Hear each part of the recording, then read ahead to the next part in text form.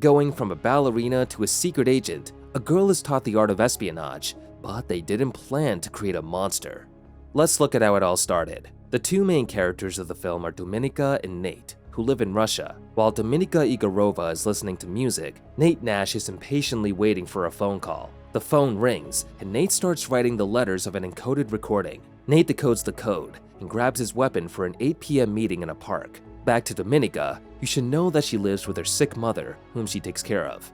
Also, she is a lead ballerina in the Bolshoi company for Russia. The company takes care of her and her mother, Nina. After putting on her makeup and getting ready, she heads to the stage and in the process meets her uncle, Ivan Egorov, the deputy director of the Foreign Intelligence Service. Dominika's performance is flawless and graceful, but no one expected that at the end of the dance, her partner would accidentally break her leg. Things aren't going great for Nate either. After passing something to the person he met with, the police had stopped them.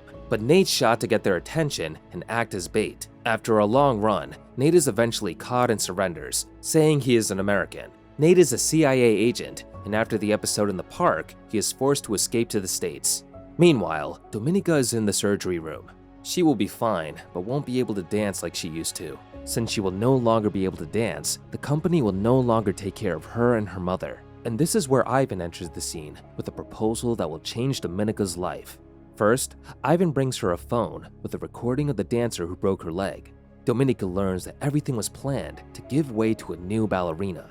The girl, in a rage, goes to the theater. She finds those who broke her leg making love and slaughters them with her walking stick. With her mother sick and without a job, Dominika goes to Ivan for help. Ivan knew she would come to him and offered her a mission. She is tasked with seducing Dmitry Ustinov, a Russian gangster, in exchange for her mother's continued medical care. Ivan assures her that nothing will happen to her, and she trusts him completely. After learning all the instructions, Dominika sits down at the bar, and shortly thereafter, the target approaches as well. After a brief conversation, the two enter the room. Dmitry orders her to undress. He throws her on the bed and starts raping her. During this act, the gangster is killed by Sergei Matorin, an SVR agent authorized by Ivan. The agent takes Dominika to a hidden location. The girl is terrified, but in the meantime, Ivan and one of his superiors analyze the situation. Ivan thinks that she has the potential to become an agent since she managed to persuade Dmitry to send away his bodyguards. On the other hand, his superior thinks that Dominika should be killed since she is now a witness. Since Dominika witnessed the scene, Ivan offers her a choice: become an SVR agent or be executed to prevent her from telling anyone about what happened. Dominika is sent to State School 4, a brutal training school specializing in Sparrows, a branch of the SVR that turns young men and women into deadly, seductive killers through sexpionage. During a class, Dominika and another student, Victor, are called in front of everyone to undress. Victor obeys the orders, but Dominika refuses. Back to Nate, he has already arrived in the States. Remember the meeting with the guy in the park? Nash created a diversion to ensure that the mole in the Russian ranks with the codename Marble escaped unidentified. Nash is reassigned to the United States for creating an unpleasant situation, but insists he is the only person Marble will work with. Since he can't return to Russia, he is assigned to Budapest to re-establish contact with Marmo. Dominika excels in her training. However, the process is hard and humiliating. Added to this is some minor discomfort with the matron. The students, Red Sparrows, are taught that every person is a puzzle with the missing piece. Their task is to identify that missing piece and become one. Dominika will implement this during a party where soldiers have returned to Russia. She notices a shy boy and brings him into the room. Dominika realizes that the boy wishes he was home with his wife. So, touching him helps him to visualize his desire. This scene is recorded by a video camera and is studied by other students. Later, while Dominika was showering, Victor approached and began to rape her. As with the dancers, but in a different bathroom, Dominika beat the shit out of him. Meanwhile, the SVR deduces that Nate is in Budapest to re-establish contact with Marmo, and they plan to send Dominika to seduce him and get information. She is to find out the real name of Marmo. Ivan calls her to a restaurant, and the girl accepts the assignment without much question. Ivan recognizes her potential and thinks they are similar. Despite all these nice words, Dominika is disgusted with Ivan for sending her to a school where they use sex as an instrument of espionage. In Budapest, Dominika lives with another Sparrow named Marta Yelenova and is supervised by an SVR station chief, Maxim Volantov. Marta reveals to her that Maxim tends to progress at the expense of someone else's success. Dominika meets Maxim and learns that Nate, the agent she is to seduce, is an alcoholic, likes to swim, and watches porn. The girl spies on him for a few days and learns that he likes blondes, so she changed her hair color. The next day, Dominika joined the gym pool, but there was a small detail. Instead of using the fake name, she registered under her real name. Dominika manages to get Nate's attention and make him curious. In fact, a little later, Nate spoke to her and invited her to lunch, but she played hard to get. The next day, Dominika learns that the membership with her data has disappeared. In fact, Nate is the one who stole it to find out information about her. Nate deduces that she works for SVR, but he was getting right where she wanted him.